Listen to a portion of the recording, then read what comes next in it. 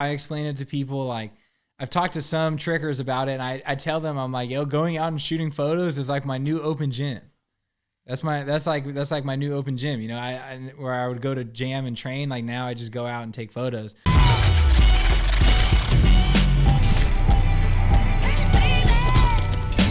What's up, guys? Today's guest is a former professional tricker turned full-time creative. Please welcome back to the JAMCast, Mr. Kyle Cordova. What up, Vulture? What's up, everybody? Hell yeah. Welcome back, dude. Yeah. This is a very special one for a bunch of different reasons, one of which is for those that are longtime listeners. You were actually the second guest of all time on the JAMCast. I know, we're running it back. Now we're on episode like 115. It's crazy. Yeah, you're on 115. Yeah. That's crazy. Can you believe that? And of all the people I've had on, I think only you've repeated. I had Vlad Rimberg come back twice, and I had Bailey come back twice. So it's like very elite company, yeah. But one of the reasons I wanted to talk to you, and what's so cool is that from episode 2 to 115, so much has happened in your life, including a lot of the stuff that we talked about on that first episode about goals you had. When we first talked, I think it was right when you were about to go. You had just gone off Bieber tour, and you guys were like in pending limbo, I guess, before the next one. It was like, I think after the first time we did the podcast, it was right in the phase when I was deciding to like go full time with the photo stuff. And I was also like, should I do like a little stunts at the same time? And I was like making my like stunt reel. And I was like, should I do this and that? And then I came to the conclusion, like, I was just thinking about my entire past of me doing stuff. I always tried to do like multiple things at once. And I was like, you know what? I just need to hone in on one thing and just like focus on it. And then that was when I was like, I had like the stunt reel kind of like almost made. I was like building it up, and then I was like, I'm just gonna do the photos. I was like, that's what I really want to do. I was like, I like creating things. I like being in charge of like the direction that things get to go. And like as like a photographer or like director or whatever's happening on the project, I feel like you get like a little more of that like creative freedom sometimes.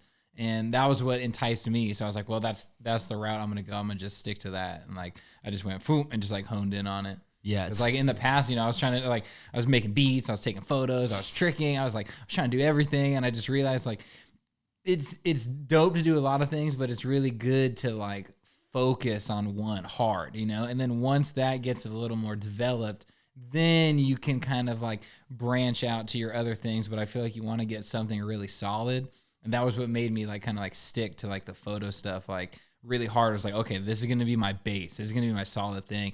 Once I build this up, then maybe branch out to other things. But I think I could be wrong, but I think that's where it was after the first one. I think so too. Yeah. I think what we had talked about was how you had gone on tour. And I think what I was confusing was we talked to Rudy like after that, and he was going to go back on the second leg of tour. Yeah. But you already made the decision that you weren't going. I wasn't going. Yeah. And I think I think that's where I got confused was that we talked to Rudy, and you had already made the decision at that point to go full-time photography. You made the decision to not go on tour with Justin Bieber again. Yeah. And lucky for you, that's when COVID hit anyway, so the tour didn't even happen.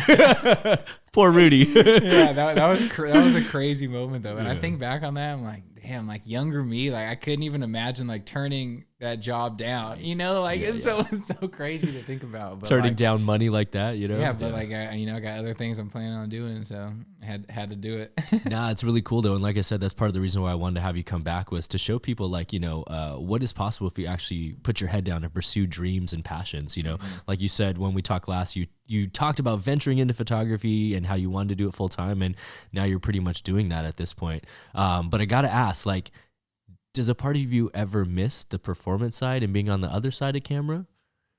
Okay, so I would say yes, in the sense of like, I don't necessarily miss being like the focus of the camera. Like I kind of don't like being in front of the camera, like me being the focus of what's happening. Yeah. But what I do miss is like the screaming and the yelling of like the live audiences. You know, like I always thought it was really cool when it'd be the tricking moment, you know, like come out, hit something really boom, crazy land, and like everybody in the front row is like, oh, you just see their faces and they're just like mind blown. And like I feel like that's what I miss. Like not necessarily being on the camera, but like the live show performance of like when you go out and you just stick your shit, you're like boom, and you look at the front row and everybody's like, oh, like going crazy. Like I would say that would be the spot that I miss. Like I don't really, and the funny thing is now that I transition behind the camera, I don't really like being the focus of the camera anymore as much. It's like I don't really like getting my photos taken as much anymore. It's so weird. I don't know. It's like I completely am like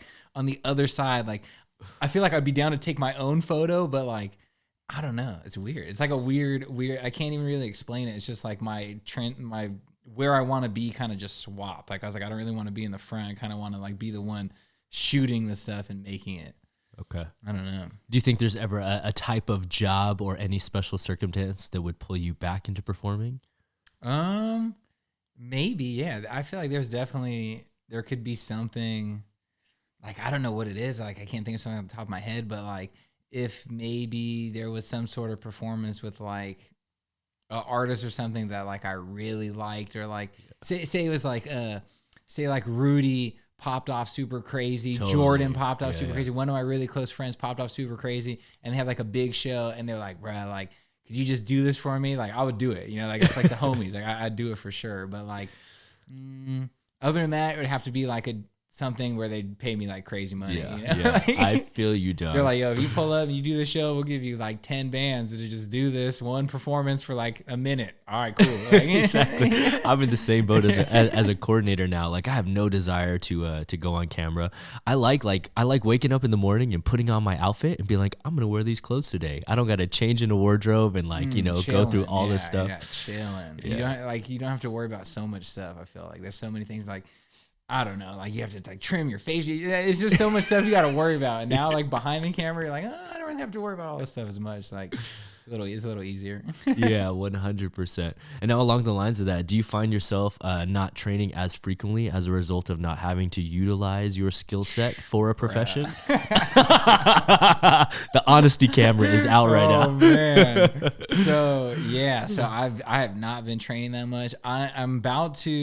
I'm trying to get back in the swing of things, just because to get my body going and like kicking and stuff. But like tricking, once COVID hit and Jam closed, Jam not being open, I feel like was like the nail in the coffin for me. It was like, okay, I was boxing and kickboxing a lot at Jam, like on the bags. I'm training with like Anise and Danny and Rudy and like Guy and stuff. We like, we do like boxing. On the panel mats, like on the side of the floor, and I would trick like a little bit, but like I was mostly focused on like boxing and like kicking at that time. And then, once Jam closed and the whole coronavirus shit hit, like, man, my training just went downhill. Like, so recently I've been more into like, I would say just like running and not really like crazy type training, just kind of like basic stuff. And that's what I want to kind of start doing. I want to just kind of start like building out like my endurance, my cardio.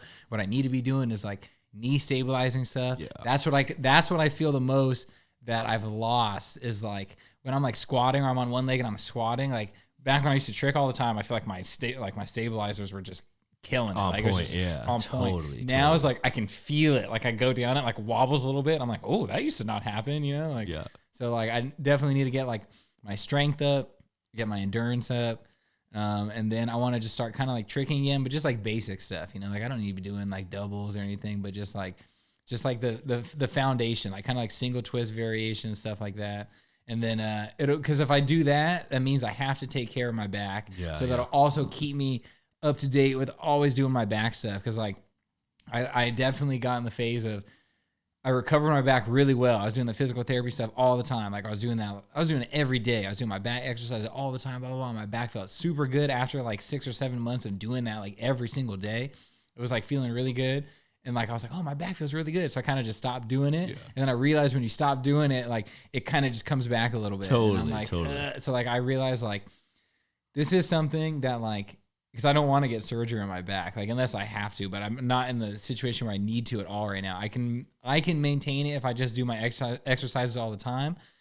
I just have to be consistent. Like I just got to do it. So I just came to the conclusion. I'm like, oh shit, like this is something that I got to live with. I just got to do them all the time. It doesn't take that long. It doesn't take that much out of my day to do it. Like, but I got to do it. So if I do have a goal of like tricking a little bit, it will help me like stay on top of doing my back exercises, which will just help my back in general and like doing stuff, which probably, I don't know if I would have tweaked my back yesterday moving those boxes if I would have been on point with my back exercises. So, Yo, it's so funny the waves that we go through. Like we've talked about it on the JAMCast with so many guests where like you train your whole life and then to get work. And then once you start working, you don't get to train anymore and it falls off. But then there's like another wave that happens, which is like, if you find another passion, then you go into that and your training falls off. And then there's another wave when you get like kind of old like me. I feel like I realize I don't have much time left. So now my training is going super hard because I realize I don't have much time left. So I've gone through like all the dips and valleys, man. It's so funny, like how you said, like, you don't need to do the dubs anymore. I was talking to Bailey Payne the other day and on a random FaceTime, and he goes, you know what? I've never seen you like land a cork before. I said, wait, what do you mean? He goes, you've never done a cork in front of me. And I was like, yeah, maybe just because like my combo selection these days, I don't really do corks. But I like sent him a video of a double cork and he was like, oh, low key, you should have gone for triples. I'm like, no. I'm like, not at all. Not at all, like, bro. No. Not at that time. Not at that it's time. just crazy though that like that because like you don't necessarily throw things anymore, kids just like don't really remember. And like I'm sure that's true of you, whereas a lot of like newer gen kids probably don't know the full scope of the skill set that you have just because we're not putting stuff out, you know? I feel like that in general from most people that trained at JAM was because we weren't really like a big filming gym. Same as White Lotus. Yes. White Lotus and JAM, like think about it. There was that phase where once White Lotus turned in, once JAM opened up and we'd go and train at JAM, there'd be those sessions where it would be all the heavy hitters, like everybody's at the gym going nonstop, absolutely crazy, and nobody's filming anything. And that would be multiple times a week for like weeks on end for like mad time. I'm like, yo, like I would train like 2.5 hours. I would do the whole open gym. I'd take some pre-workout and do the whole open gym and film like a couple clips that last like 5 minutes, So it's like, yeah, I definitely feel like when it comes to like skill set and like video stuff, like I feel like there's definitely tricks that I've done where like only people at JAM have like seen them. And it's like, I'm like, well, I mean, I'm like, I could say I landed it, but like people are like, oh, you have a video? And I'm like, I don't even bother anymore. Like nowadays everyone's like, oh, I want a video. And I'm like, you could ask this person and this person, they seen it, like when I did the swing double jackknife, Dan Perez seen it. And I'm like, that's my witness right there. He saw all 4 kicks, like boom. Is there a video of it? No. Exactly, Doug. It's like the other crazy trick I feel like I did was the dragonfly whack knife jackknife. Yep. No video of that. Yep. But I think Dan seen it. Flip seen it. I think there was like a couple people there at the gym that seen it, but it's like I don't really care. I'm not really like one of those people that's like, oh, like I did this first. Like, at the end of the day, like these Shoseis and Zen's about to come out and start doing stuff. So it's like, right, like don't even like the end of the day, it doesn't really matter. Exactly. Like we're proud of this one trick we did maybe 10 years ago, and these guys are coming out with new tricks every day on Instagram. Yeah, it's like, okay, obviously, like I never seen Shosei do dragonfly whack knife jackknife, but I could explain it to him, and he could probably do it first try. Maybe, yeah, right off the bat. Like I wouldn't. And then he would add on to it somehow.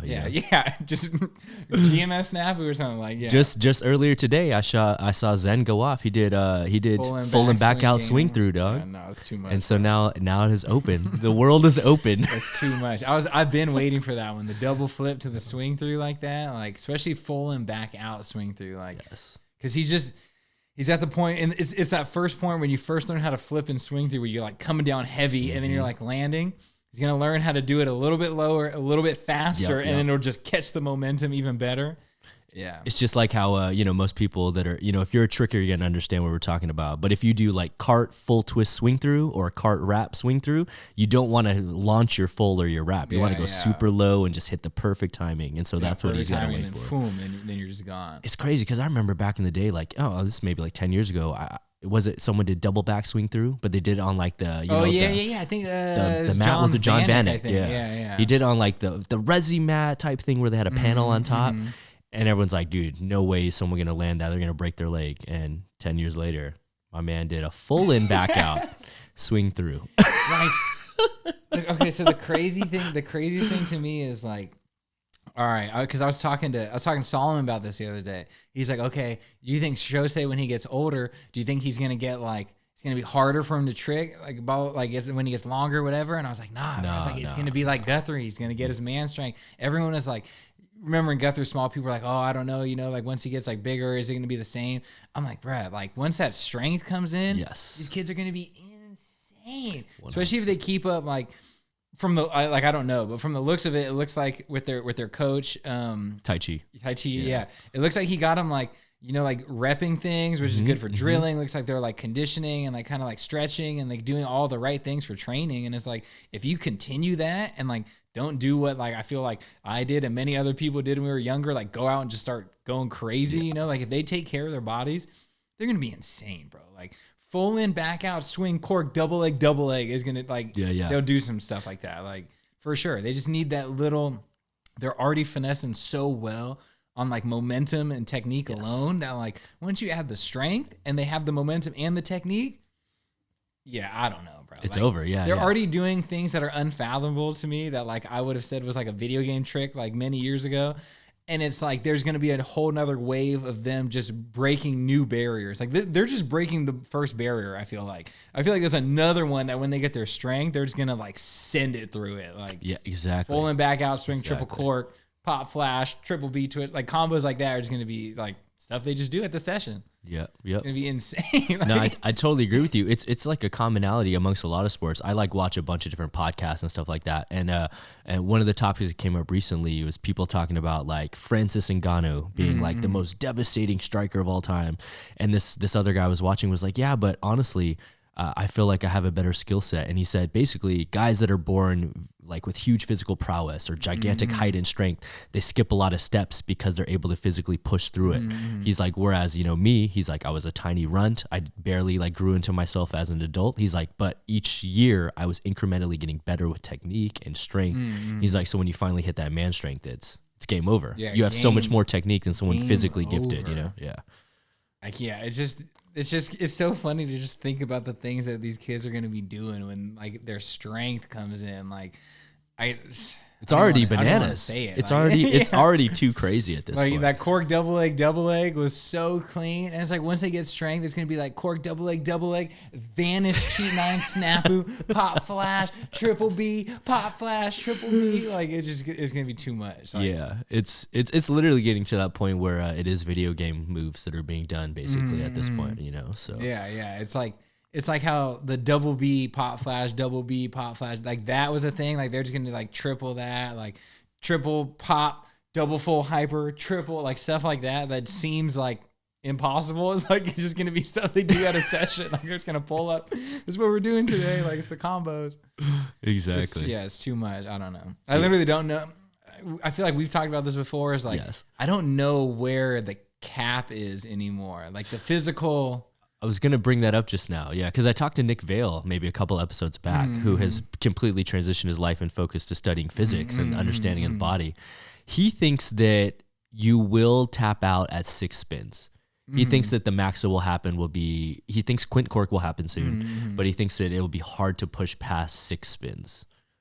Like, shit, I can't even imagine doing seven.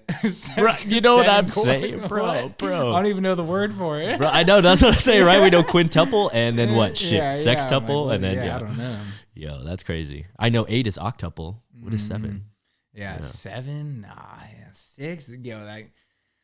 That's crazy. You're going to have to get some sort of crazy setup. Just like, you're going to have to like, I don't even know what it would be. Like, when he broke it down, he said there's even a position of the body, the way that the spine curves and the way that your body hits a position that it'll hit maximum velocity on twisting. And he said that Shosei almost hits that just the way that he stands naturally.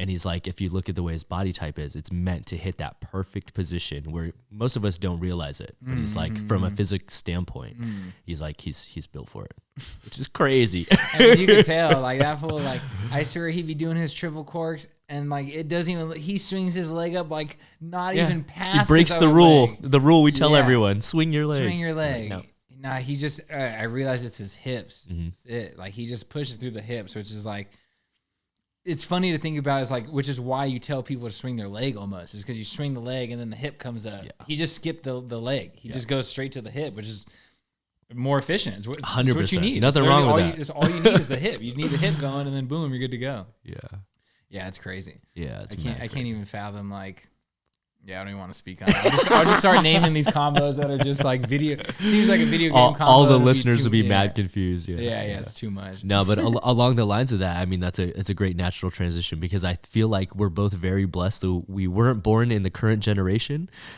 because these kids are going wild. But it has allowed us to pursue actual careers at this point, which I think is something unique because a lot of trickers find themselves getting to a certain age and they're like, what the hell do I do with my life now? I just been tricking and working jobs. Especially in an underground type sport tricking, where it's not like the NBA or like Major League Baseball or something. It's not like you can just become like a professional tricker like that, where like you literally just do the thing. It's and like get paid for that. Yeah. It's like like I did tricking professionally, but it was like for shows like TV, movie stuff like that. But that's not quite the same as like getting paid for just doing the activity, which is, that would be super sick if eventually it can get to that point, where like skateboarders are like sponsored for just skating and they get to do what they love to do and they get paid to do it. Like, I feel like that's one thing that like we like try, like our generation like tried to push towards that. Like, I feel like not a lot of people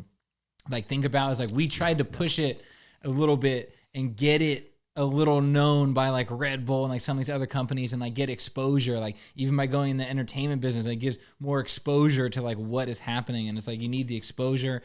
And then once the exposure happens, then like there might be companies or investors or something that then can build up a thing and blah, blah, blah. And, then it like builds up and then eventually that could happen. Cause like, that would be so sick, bro. Like, honestly, if I was like 16 and someone's like, yo, you could just trick and people will pay you money, I'd be like, what? I'd be like, hold up. Like, I would start training super crazy, super hard, like, and then I feel like it would almost even push people even more to like just go extra crazy. It's like, totally. Like, I could legitimately get paid a real life salary and like pay my rent, do all this stuff and like buy things and like just from doing this activity, like I feel like that'd be super sick. And that was one thing that like I wanted to try to like help bring exposure to by tricking in the entertainment business and like stuff like that.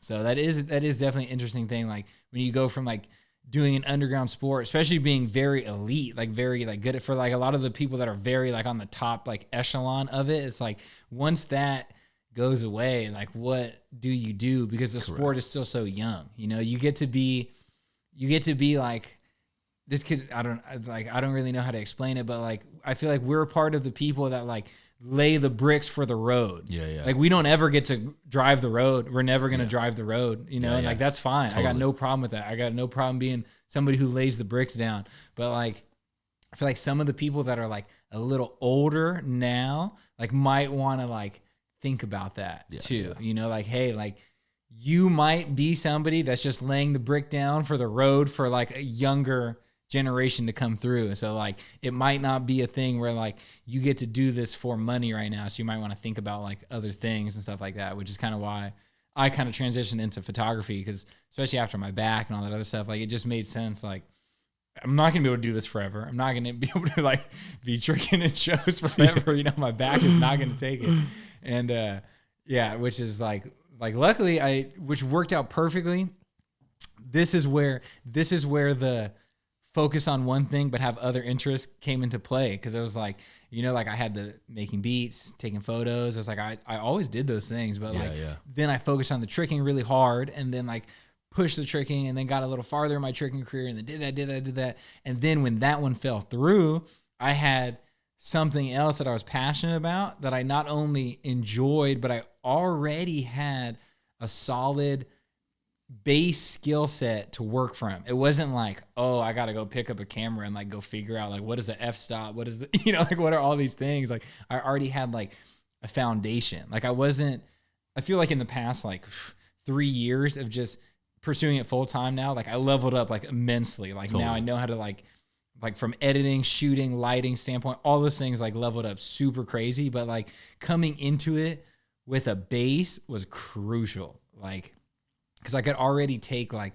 pretty solid photos at that point, but like I just didn't know certain things that I ended up like learning. But like that base helped so much. Like I would definitely say like to anybody, like if you're in like an activity or a situation where like that situation might not last forever and you might have to like switch to something else, like you don't have to like go full into that other thing, but like if there's something that interests you, at least learn enough information to have like a foundation that if you wanted to start doing that thing full time, or like you wanted to, it would make that transition way easier. Like having a base, like than having to like go learn something really fast. Yeah. That's like way harder, I feel like.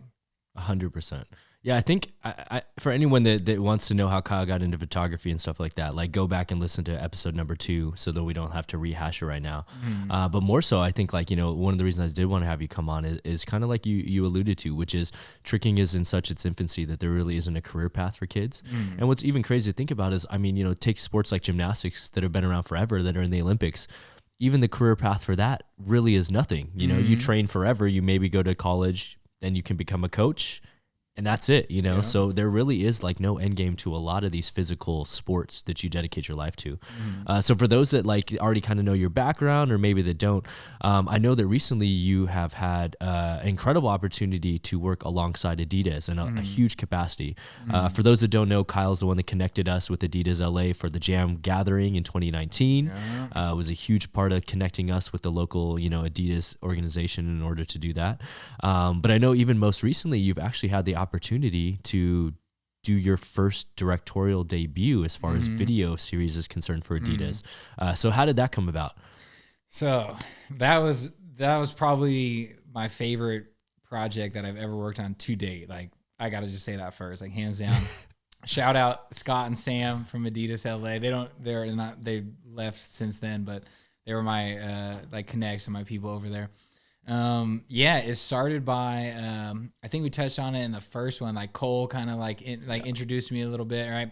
So I got into Adidas LA, then shot a campaign for the shoes that went in Shoe Palace. The super sad because it went in Shoe Palace and it was in there for a year, and then COVID hit. So like the entire year that it was in there, like yeah. Anyway, things like that happen though. Things like that happen all the time. Some people let it like really discourage you. You just got to keep it pushing. Yeah, it's just a part of life. Yeah. I shot a sick campaign, went into a store. Nobody really seen it. Oh, well, who cares? Keep it moving. There'll be more, whatever. Add it to the resume. Yeah, add it to the resume. But so they emailed me because they had an idea for at first it was going to be like for their running. It was like Adidas runners. I don't know exactly what it was, but originally the campaign was going to be called Faster Than. And they sent like a little brief over to email. Like, hey, like we'd love to hear some of your ideas on this, blah, blah, blah.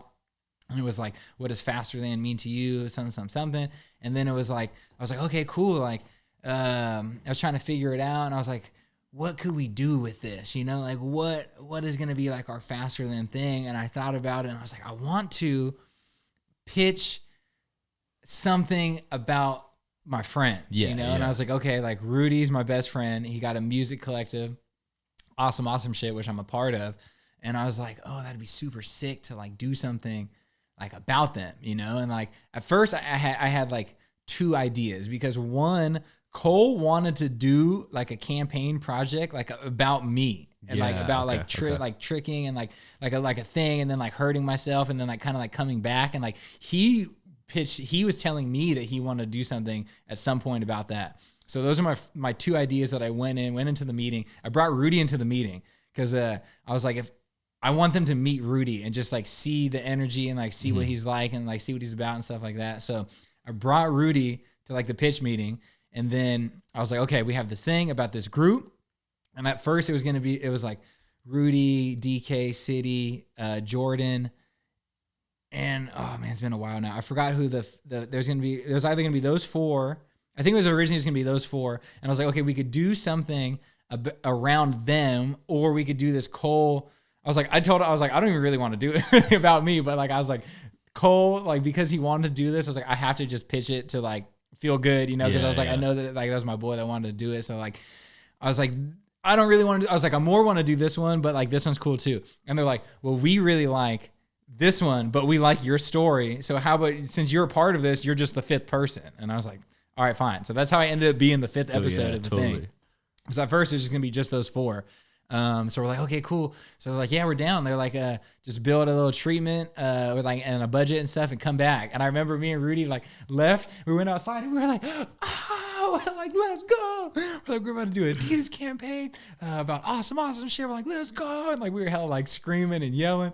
And I remember went back, and then I was talking to my boy Phil at Lens Media House. Yep. And I was like, all right. I was like, this is what we got. We got to make a treatment. So then we made a treatment. We got the budget out. Like, we list all the things. And we came back, and like we did the little presentation with like the treatment, like everybody's episodes, kind of like a summary of like what it would go through and like what everybody's faster than meant to them. Like, it was like you had to come up with basically like if I remember correctly, it was like mine was like faster than tomorrow or something like that, which basically means like being ahead of the game, having yourself positioned in a way where if something happens to you, you're already like ahead of the game. Yeah, it's basically just taking like like metaphors like that and then being revolved around faster than that. But long story short, we pitched it. They loved it. We proposed X budget. They're like, that sounds cool, but we'll give you $10,000 more. So like, all right, cool. So like, gave us a little more budget, like a little more room to like give people like their real rates and stuff. And like, that was one thing that I was really juiced about. It's like, I got to do a project, bring all the homies on. I got to pay everybody like the money that they should be getting paid for doing the job. Yeah, yeah. It wasn't like, oh, here, come do this thing for you for like $50. Yeah. Like it was like, here, come. Like, we got a real budget, come through. So like that was really cool. Like that was a really cool opportunity. We got all that. We got all that figured out, and then it was like middle of February, just like prep.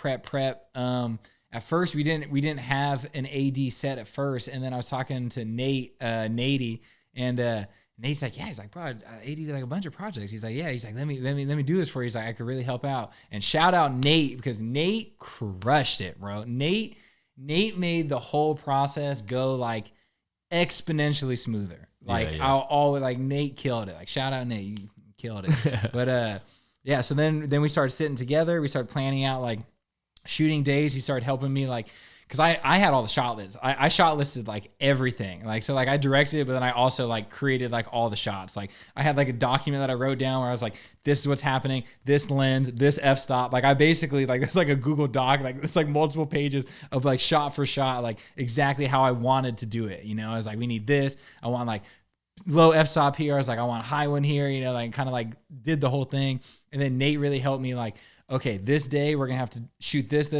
We're going to rent this spot here, do this. And he basically, made it like, because I didn't know how to like put it together. I was like, how are we going to do this in like 4 days? And he kind of like consolidated like, all right, we're going to do this part of this episode here. We're going to do this part of this episode here. And he kind of like branched it out like that. Yeah. And created the really one-liner in the schedule. Mm-hmm. Yeah. So we did that, right? We shot it, came out super sick. We edited it. Everything was kind of almost pretty much ready to go like end of April. And this was when like COVID was hitting hard.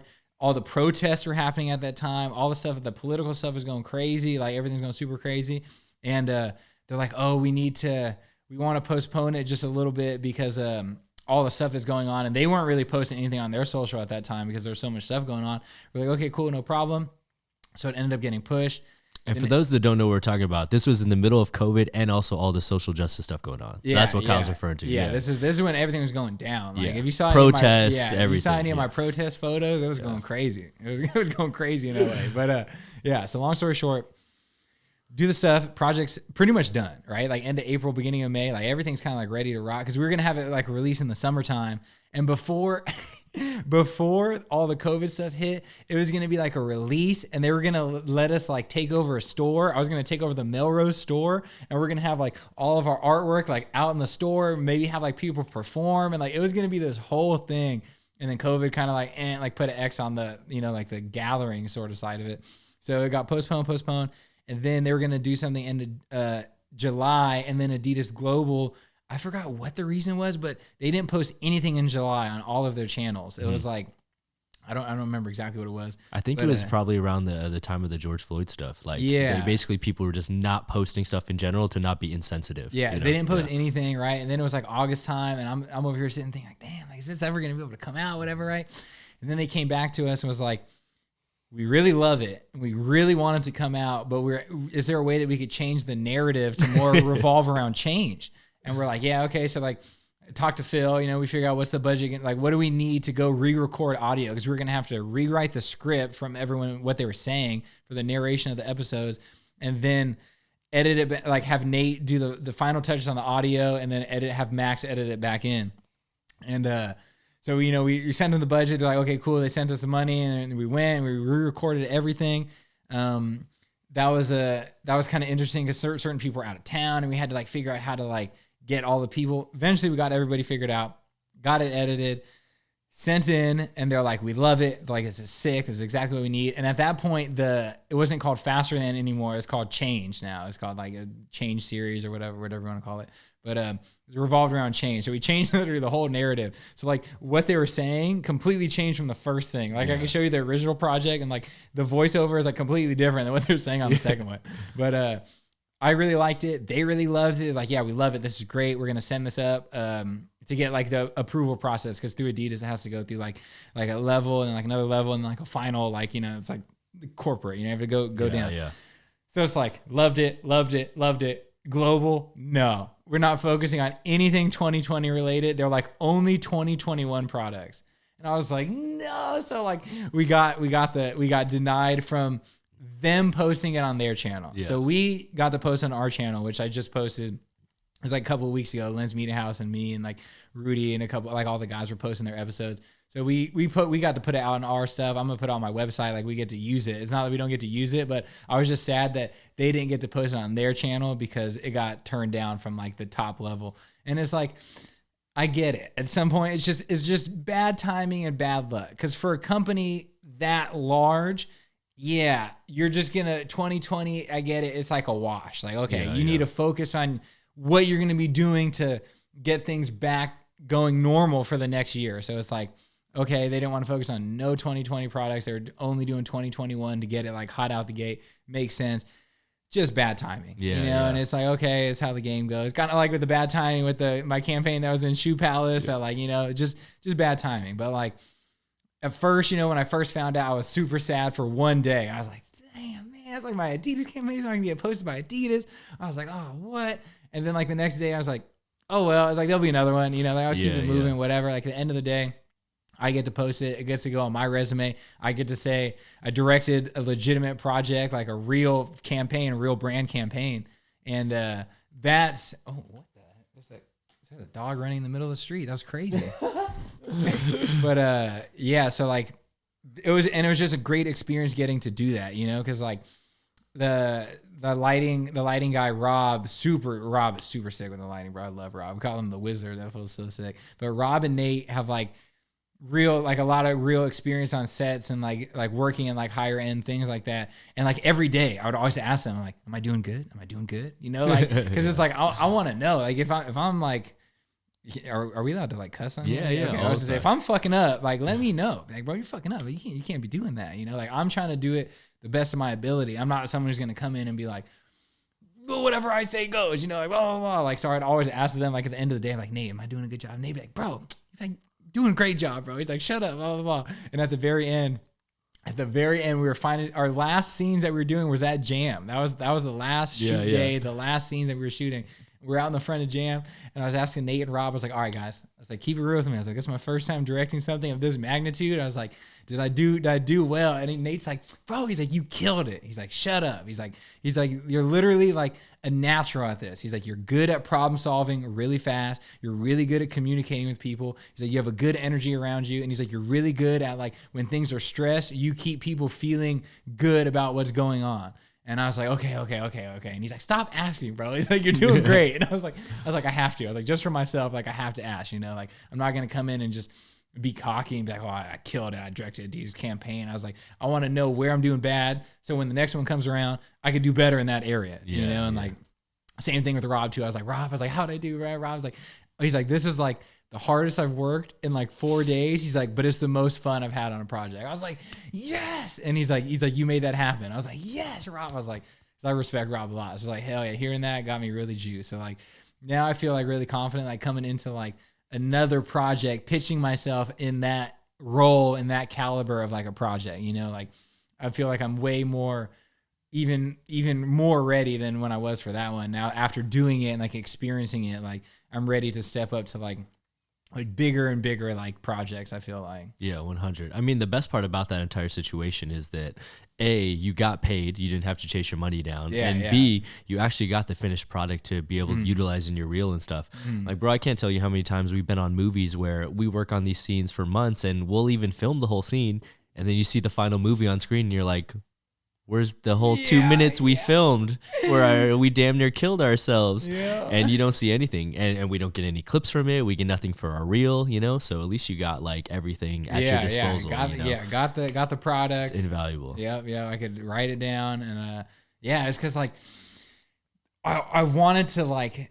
So I directed like another thing for a company in Denver when I was out in Colorado. It was more of like a corporate. It's like a corporate video. Yeah, the store one. And the store one, yeah. And it's like, that one's like, you know, it's cool, but it's like corporate store video. You know, it's not like a Adidas campaign. But like I have like 2 directing things under my belt. But I wanted to, and those ones technically aren't even really like out yet either, because like they're kind of like doing stuff with it. Long story short, it's a long process for them. But now that it's out, I feel way more comfortable like pitching myself as a director. Be like, this is something that I not only like pitched, I directed it, I shot listed it, I put the whole thing together. Like, I feel way more comfortable, because at first it's like, I didn't want to pitch it and not have a product to show, you know? Yeah. That's funny. He got the dog. He's walking back. Oh, wow. A dog got super loose. He was running down the street, bro. He was booking it. But, now that I have a product to show, I feel comfortable talking about it. Because I know there's people in LA that be talking out their ass all the time, you know, like I never want to be one of those people. You totally, know? Like, dog. if I tell you something, like I want you to like be able to see it, which is kind of probably why what we were talking about earlier was like, I don't have tricks on video. I don't even really mention them, because it's like, I don't got anything to show for it. I know I did it, but I don't got to show it. I don't bring it up, you know? So like now that that's out, I definitely am going to start pitching myself more to brands to like direct like campaign videos, and even like campaign like photo shoots too, where like I get to be more in like the putting the shoot together, and then like hire my friends who like do photo and stuff as well to like come on as photographers and like handle it as like a group instead of just like one. And then like, just like social brand campaigns and stuff like that. And then eventually like once to do more like brand campaigns that'll be used for like websites and social. And then eventually I want to direct like a commercial. A straight, like a real full-fledged commercial where like I can have like real like a fight scene, like I can have you come on and like do the fight coordinator, and like have like homies do the stunts, and like have like a full-fledged thing like where I could like have like, it would just literally be it would be all of us. It'd just be like all the homies that we all grew up with doing it, like doing it together, like from some idea that I just come up with. But I think that would be sick. That's like that's like one of the ultimate goals right now. Like I don't know if I foresee myself like getting into like movie directing. Like I don't know if that's like I don't know. I'm not really like keen on that now, but like maybe in the future it might twist. Maybe 5 years. I don't know. Maybe that might be a thing. But as of right now, like I feel like the latter for me, my guess is how it would go is like brand campaign, another brand campaign that'll mostly be for like website, social, advertising. And then from like, once I like rack up like a solid little amount of like brand campaigns, jump to like doing like a full-fledged commercial for like Toyota or like Lexus, like car company, BMW, something like, or any major company, you know, like Red Bull, whatever, like any, just like one of those top, like Fortune 500, like one of those like big full scale companies, like do a commercial for them. Like that right now is like, I would feel like the top goal of like the directing thing. And then like photos is like, for photos, I just want to get more into like, once things open up with COVID, but like I want to get more into the travel space. Like I want to do more travel stuff, continue with the brand stuff, like, you know, lifestyle, like Adidas and like stuff like that. But I want to get more into like traveling and like doing travel photography, because like it's sick. I feel like that's the one thing I love from tours, like just going around and traveling places, you know, like it was so fun. And I had a really good time like traveling and going to new places. And now I want to go back to those places. But it's funny because I look at my hard drive, right? And I look at the photos from that time, and it's like, damn, bro, like if only you knew how to do this, and photos would be banging, you know? I'm like, damn it. And it's like, I'm looking at the hard drive, like, fuck, if only I knew a little bit. I want to go back to a bunch of those spots that I already went to that I really enjoyed, and like shoot it now, knowing how to shoot how I shoot now, you know? So yeah, I definitely want to step more into the travel stuff once things start like opening up a little more, like travel wise. Yeah, definitely brand campaigns, photo campaigns for like brands, lifestyle stuff. And then, yeah, for the directing wise, like brand campaigns, and then eventually like a commercial. That's like, and then from there, maybe do multiple commercials. But like, that's when I'm putting my like a line of sight in now. You know, that's like the vision, you know, and then eventually once I get there, decide where to go from there. You know, it's kind of like the tricking thing. It's like I wanted to get like trick, and eventually get like a big job tricking. And then the tour came around, and then my back was hurt, and I was like, okay, well, like I went to that point of like where I wanted. It was like I wanted a really big job doing it, and I was like, I got it. And then now like end up going to photos. So it's like, once I get there, do the same thing. I don't know. Honestly, at the end of the day, it just depends on how this crypto turns out in the next next year or so. Because if this booms something crazy, I might just be a day trader. Exactly. Yo, and before we talk about that, I guess one question I do have is because the first episode we talked a lot about photography being your focus, and obviously now we're talking about videography as well. What's your preference between the two, and do you have a favorite? So like I've been tapping more into like shooting video recently. Like I enjoy it, but I haven't done video enough where I have the capacity to make what I want.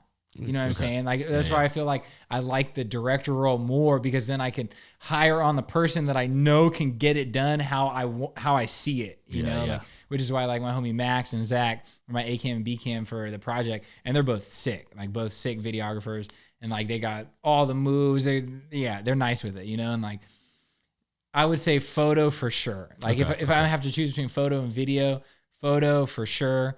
Video, if I'm doing video or directing, I'd definitely direct and like hire somebody who has a more video, who's been doing video like as long as I've been doing like photo, you know, like have somebody of that caliber do the video to execute it how I see it, you know. But I would say me shooting the video myself is like the bottom of the podium, and then it's like photos and directing is like kind of like on the top. Okay. That makes sense. And I think for anyone that's sitting here listening to this episode and they're wondering like how they can get into it, obviously go back and listen to your first episode on here. But I think one of the other things that you may not, people may not know, and I can just say this as a friend of yours, is like, you're out there shooting when you're not on jobs. So for example, there's been times where I'm like, hey, Kyle, can you come film with me on Sunday? And he'll be like, yeah, actually I'm trying to go get this sunset because it's the perfect day. And I'm like, all right, homie needs to get a sunset, whatever, go do your thing. And there'll be other times where I call you on a Saturday night and you're like going out to go meet up with this like underground drifting and racing group. But I think what it speaks to is that like, you know, if you want to get good at something, you have to dedicate time to your craft, and you have to do it on times when you're not getting paid. So much so that, like I said, there'll be times I call you and you're like, I'm going out to this location because I know the moon's coming. Exactly. Now for real, like I explain it to people. Like I've talked to some trickers about it, and I tell them, I'm like, yo, going out and shooting photos is like my new open gym. That's like my new open gym. You know, where I would go to jam and train. Like now I just go out and take photos.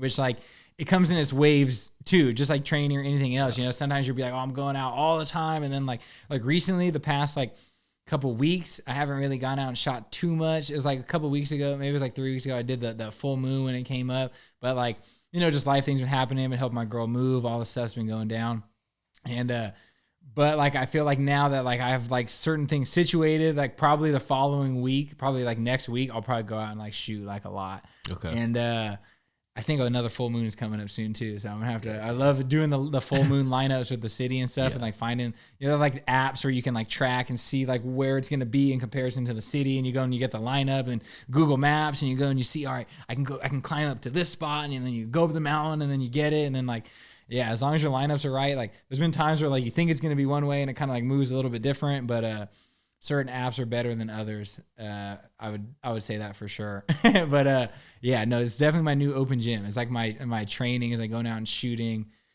like different things. Like I like switching it up because it keeps you on your toes. Like I definitely would say I have like certain styles of photography that like I specialize in. Like I would definitely say I specialize in like aerial stuff with the drone, GIFs and like hyperlapse, like movement stuff for like brands. Like a lot of like clients that I have when I do stuff with brands, they love the GIFs. Like that's like the 1DX with the, you know, 20 frames per second shooting. It just puts it into that like weird buttery. I don't even know how to explain it because like I could do like 16 or I could do 20, but I always do 20. And I found that 20 is like my sweet spot because it makes it look like it's a video, but you can tell something's different about it. Yeah, and totally, some people DM'd me and asked me like, do you take video and then do something to it to make it look like that? And I'm like, no, I'm like, it's just the editing yeah, effect. it's just 20 frames a second burst photos that then I turn into a video and I keep it at 20 frames a second. I don't change it to 24 or 30. Change it. I keep it at 20. Exactly. And that's what makes it have like that weird, I can't even explain it. I literally can't explain it. But like when you see it, you know exactly what I'm talking about. When you watch like a 24 frame a second video, and then you watch like the 20 frame a second GIF, there's just something different about it. You know? It's yeah. Most people won't know to the naked eye, but for us, like you could tell a huge difference. Yeah. It's like most people would look and they would only know like, oh, something looks different, but they couldn't tell you what it was. Yeah. As like, I think it's like the live news, I think does it at 30 frames a second. Yeah. The average human eye sees things at 30 also. Yeah. So the news does it at 30, which is why it seems so real. And then like they keep movies and stuff at 24 for like that cinematic. It gives sometimes like Marvel, we even do 18. Oh, for real? Sometimes. It just depends if we're overcranking and then we mess with shutter speed to make stuff look even faster. Yeah. We'll like drop the frames and then overcrank the shutter speed. So then, it looks just super fast. Yeah. But yeah, I would say I definitely like specialize in like the aerial drone stuff, like the GIFs. And then I really like kind of like landscape, long exposure stuff. Yeah. But yeah, no, I like getting out and shooting. The sideshows. I've been going to the sideshows a lot the past like. I would say it was like the end of the year I found out about it. It was like, well, not that I found out about it, I got into it. It was like for the longest time, I always knew that shit went down. And I was like, where this shit be going down? You know, like I'll pass intersections and I see all these like skid marks in the intersection, people doing donuts. I'm like, when do these people be doing this? Like, this is like an intersection. When do people do this? You know, like what the hell? And there was this one dude, his name's Jason Cordova. He actually has the same last name as me. Yeah, I found him on Instagram, Jason. He shoots a lot of stuff for this one group taking over, and they're like one of like the OGs in like the LA community of like this like world. And I was like, I would always see these photos, and like, man, this shit look crazy. I'm like, I'm trying to go, blah blah blah. I'm like I remember I like hit him up, and like I'd hit up other people like, oh, do you know about this? People were like, nah. And I remember at that time it was like really like hot for them because like a Vice documentary came out about them, and like it was really after that it was like really hot for them. And like I hit him up, he's like, oh, it's like a bad time right now. He's like, you don't want to come through? Sometimes I was like, okay, for sure. And like long as like time to go by, whatever, blah, blah, blah. And then I make more friends on Instagram. And then like one of my homies, this dude Chazzy, I like DM him and I'm like, bro, like I'm trying to go to this. Like I seen a video. I'm like, I'm trying to pull up to this, bro. Like what's good? Like I'm really trying to get some photos of this shit. And he's like, oh, follow this page, whatever. Blah. I was like, okay, cool. So I follow these like pages. And then sure enough, it's like, oh, Friday, something. Like they put the time out in the meet location. It's like Fast and Furious. Yeah, shit. yeah. I was like, oh shit, okay. So like I pull up to the first one. All right, the first one ever. It's me and my girl, and we pull up. And I embarrassed myself. It was so funny. So I pull up, right, and like I see all these cars in this parking lot. Right, it's like a grocery center. I don't even remember what it was, like Vallarta or some shit. Big ass, like a bunch of stores and stuff. Big parking lot. All these cars parked that like you could tell like, okay, these cars are here for this, you know, like I'm like, okay, I'm in the right spot, you know, I'm in the right spot for sure. And I pull up, I see all these cars and I see like an opening and I kind of like park back and like, there's like people and like all these people are just sitting in their cars too, like all over the parking lot. And I'm like, okay. And then some people are like out of their car, or whatever. And I'm like, I know this has to be the right spot, but I'm like, how do we know like when to go, what's going on? You're like, I don't know nothing about nothing. I'm like, what the hell? And like, I see these people next to me, and this is so funny. It was one of those things where, you know, when you say some shit and immediately after you say it, you're like, damn it. Yeah, no. dog. I looked at the dude, and like the page is called Private Meet. So it's like their Instagram. They have like 40-something thousand followers, and they have a lot of followers and stuff. And like, I didn't know what to say. And like, I like turned, I looked at the guy and I'm like, hey, are you guys here for the private meet? and the dude, he looks back at me like, huh? And he's like, yeah. And I was like, okay, for sure. Thanks, and I kind of like sat back, and then I hear his girl like in the car next to her. She's like, are you here for the private meet? And they're all hella laughing. And my girl's just looking at me. She's like, oh my God. And I was like, damn. I just embarrassed myself. I was like, oh, well, keep it moving, you know? But check this out. So after that happened, like 20 minutes later, all these cars start moving. And I was about to go out, and that dude like pulls out hella fast, so I can't go, right? He got in front of me, so I was going to have to go behind him. He goes hella fast. I get behind him. As he's going forward, someone backs out right into his car. And in my head, I'm like, yeah, bitch, that's what you get, mama. It was hella funny. I was like, that would have been me. Yeah, it literally would have. If he didn't force you. Yeah, it would have been me. Yeah. And I was like, bro, that's what you get for talking that shit. Like, it was hella funny. But yeah, long story short, went to the first one, made some homies out there. This one dude see me, and like he was kind of like helping us like get around, and like yeah, it was basically an interesting vibe. And then I learned more about the different car clubs. There's like all these different car clubs. It's kind of like tricking. Like there's like all these different scenes. That's what it hella reminded me of. It's like it reminded me of like the different groups in different places or whatever. You know, like you have people in like Long Beach area, and then down in like. So there's like people in San Diego, and then the Bay Area. I mean, sideshows come from the Bay Area. That's like where it started. Totally. Yeah, that's like where the whole shit come from. But yeah, so I started learning about like the community and stuff, and like it's sick. I've gone to like a bunch of them so far, and like yeah, it's super dope. Like I always like kick it with like the Kings of the Valley people. Yeah. That's like because as soon as I found out there was like some Valley people, I was like, let's go Valley. All right, let's rock. So like yeah, so like that, those are the homies over there. Like I fuck with them tough. And yeah, it's super interesting to see the whole thing go down, and like getting the photos and like some of the drone videos I posted from the meets. Like it just looks so crazy to me. Like it looks unreal. Like when I show people that, they're like, oh, it's so like, they just like, how did they do that? Like they just pulled up and took over that intersection, or like they just did it. People like, it's hard for like people to even fathom or like understand it. And like, it's a very interesting culture. It like weirdly reminds me of tricking in like a certain way. Cause like at first you just see people just turning their cars, swinging shit around. You're like, okay, whatever. This is people just burn out. It looks crazy. Kind of like when you go to the gym for the first time, you see people just flipping, whatever.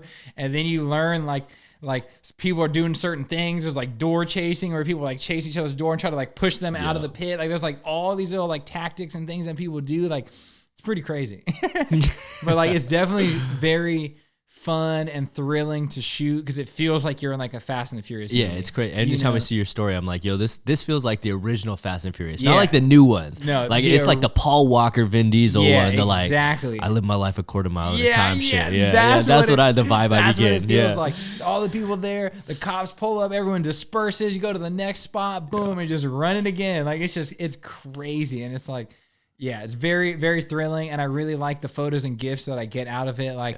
The cars always look really cool. Like people always have like laser pointers, and it's like people hanging out the cars. Like it just provides for like wild content. Like the content just looks insane. Like I have like gifs of people just like hanging out of the car, like spinning around. It just looks nuts. And like, yeah, that's like one thing that like I really enjoy shooting. And it's like eventually like I might use some shots that I got, like, or ideas of shots that I got to like pitch for like a car commercial, like later on in the future, you know, like certain things like that. I might look back at like a GIF and be like, oh, I like how that came in. And that might be like a scene in a commercial or something later on, you know, like who knows how it's going to get all pieced together. Totally. I now have like a nice idea of like car, like underground kind of like drifting, like sort of, like content, I guess, that I'll be able to like use or like repurpose for like things in the future, you know, like whether it's like actually using the actual content, like a photo or the video, or just the idea or how that was shot, or how I moved my camera at that time when the car moved like that. And like, oh, we could redo that in like a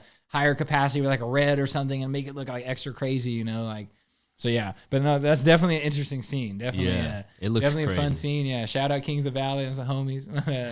Yeah, no, it's a cool environment. And the cool thing is like, it kind of reminds me of tricking in the way that like all the people there are like I mean, I've seen like one fight.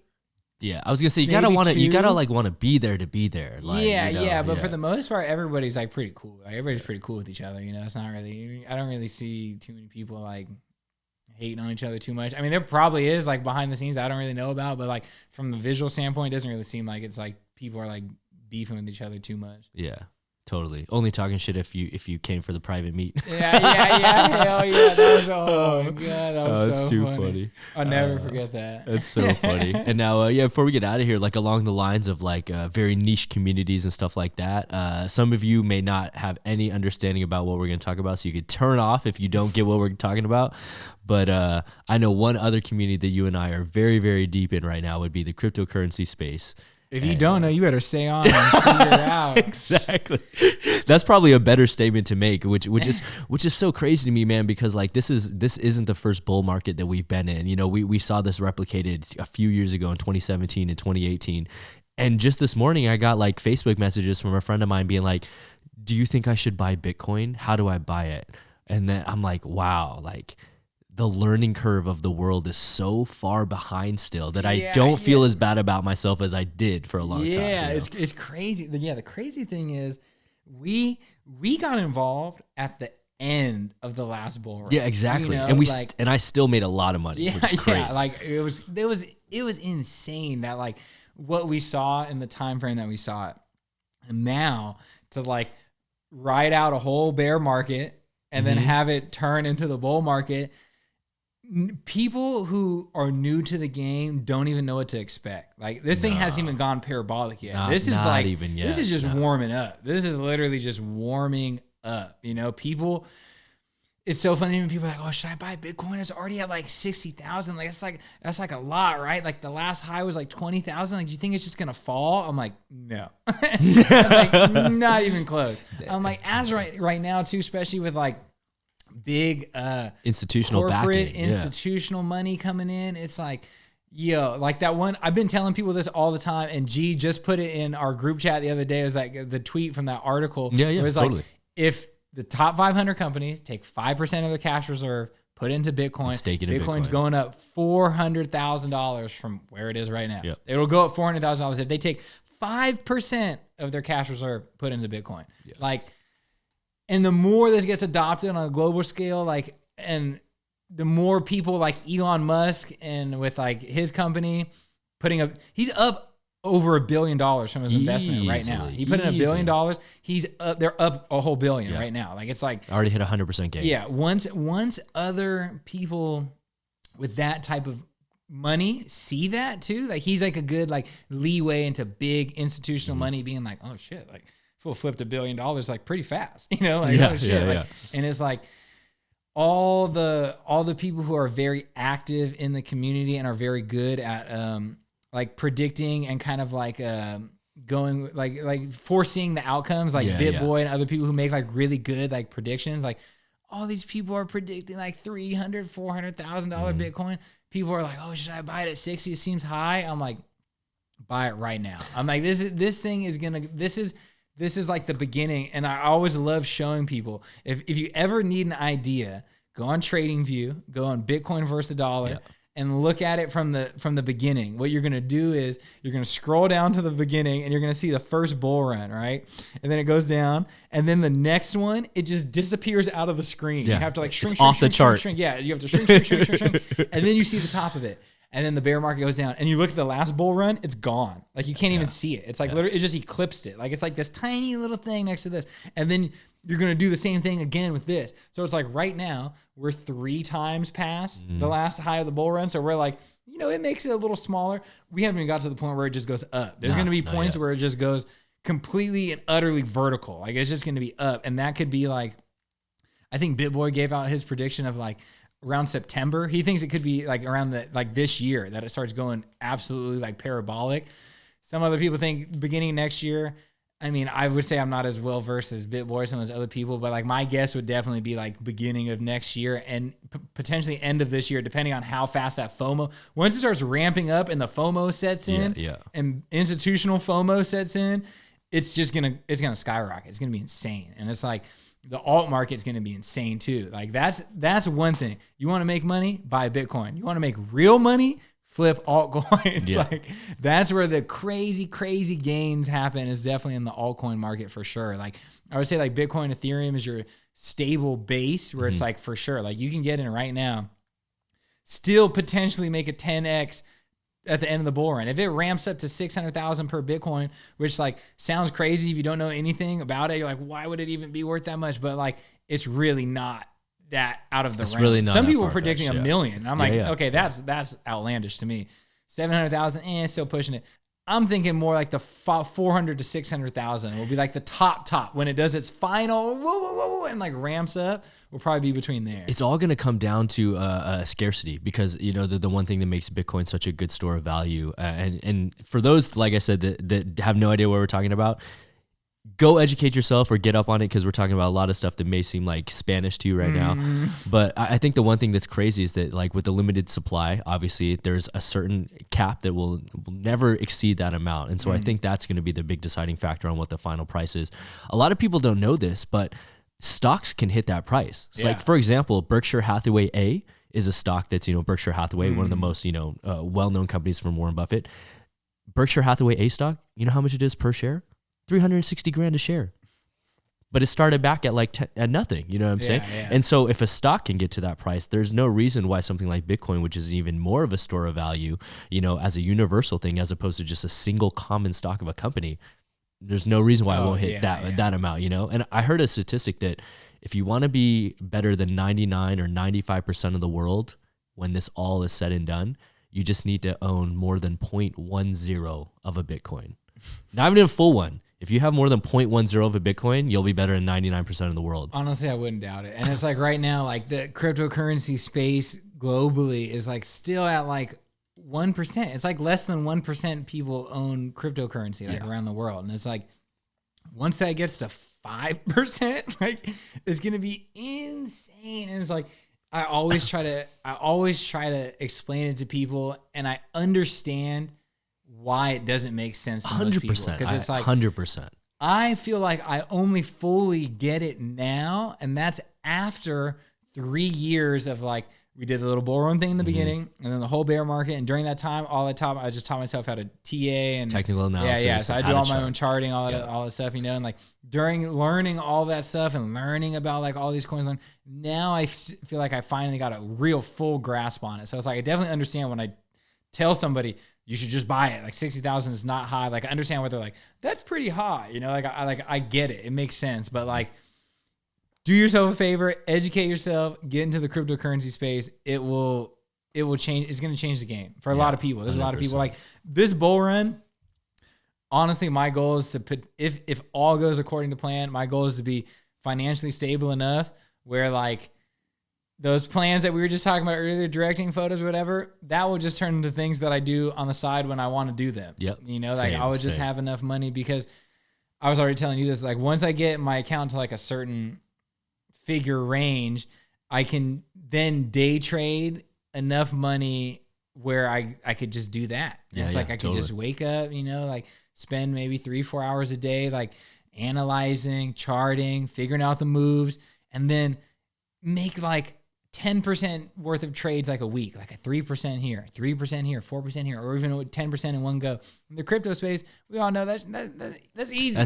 That's minimal. You could blink and stuff goes 10%. We could do that, you know. So I was like, if I get to a certain point where I could day trade around like $20,000 to $30,000 a month, I'll just do that. Yeah, 100%. Like I'll just go do whatever I want, like photos, all that stuff. Like I'll still take jobs that I want to do. Like that's what I was saying. That's what I was. I forgot who I was talking to the other day. I was saying, I was like, even if they're like, we have $300, if I want to do it, I'll do it. Let's do it. You know, like I just want to do things that I want to do. You know, like, and if someone's like, 100%. Oh, we got this job, it's this much, but it's this, and I'm like, I don't want to do it. I'm just not gonna do it. You know, like, so this bull run could literally change the whole game, like 100%. So 100%. Like, there's so much that's possible out there too. So for those of you that like literally have no idea what we're talking about right now, get on YouTube, watch some tutorials, just start going on like a quest for knowledge, because it doesn't just end with Bitcoin and altcoins. You can do all kinds of stuff to generate mining, money. staking, master nodes, all sorts of, I might even set up 2 XDN master nodes right now.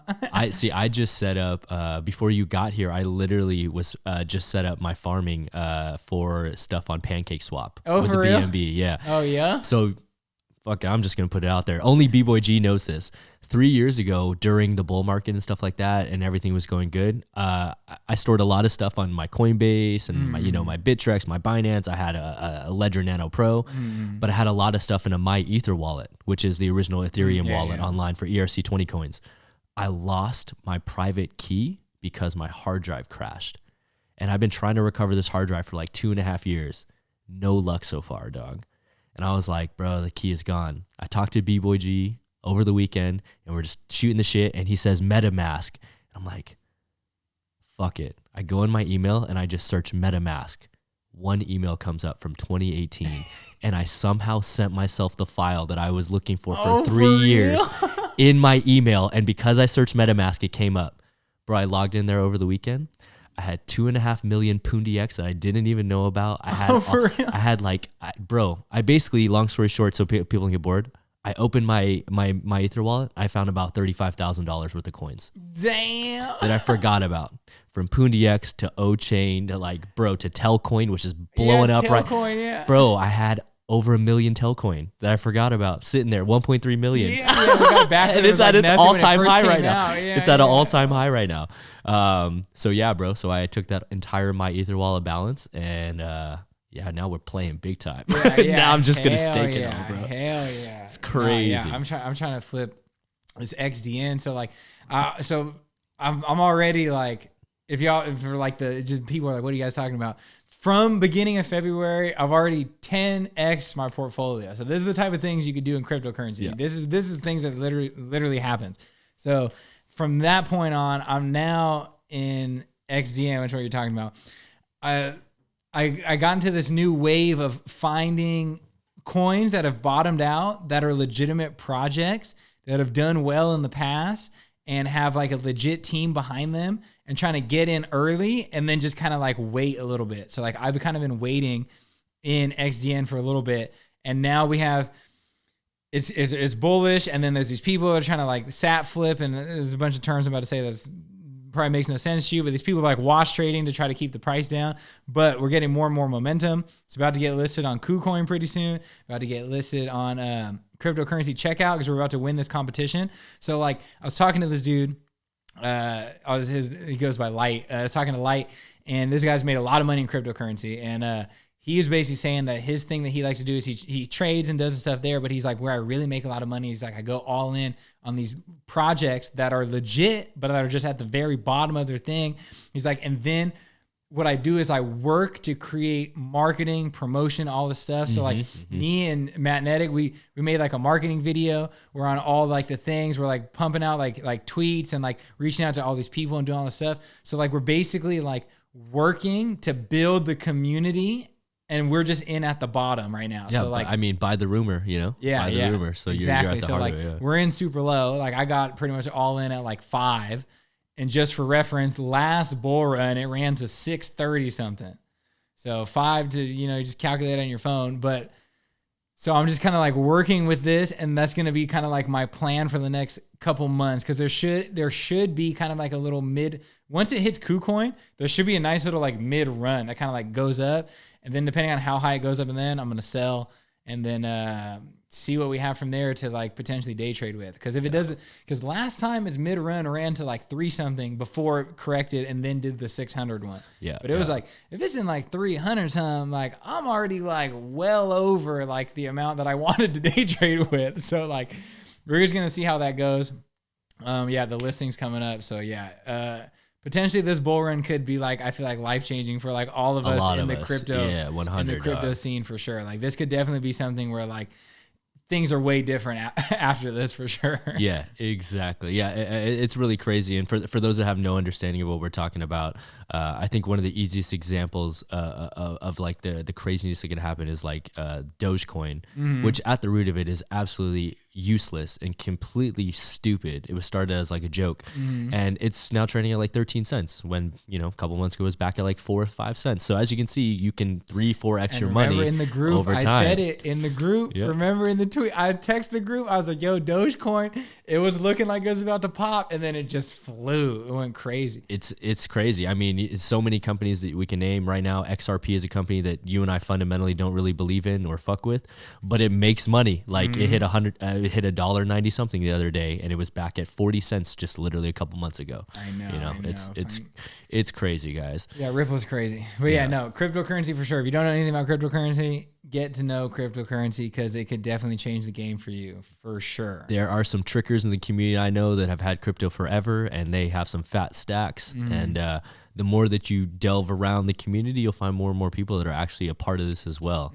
And you just need to hit them up and just exchange knowledge and shit. You know, we're in multiple text threads with our friends. I'm in multiple text threads with G all the time. And you're just constantly just sharing knowledge, you know? It's like, you know, the more that each of us make, the whole community comes up. So. Yeah, hell yeah. Get on your stuff, Get y'all. on your stuff. Don't sleep. Don't sleep on cryptocurrency. Like, do not sleep on it. shit. Oh, it could change your whole life, for real. Yeah, 100%. Yeah, we just got a little taste last time. Yeah. Last time we literally got in the last 3 months. Like, I swear it was like the tip of it was like the end of it. Like, now we're setting ourselves up for something grand. Let's just say that. We'll just say that. We'll just say that.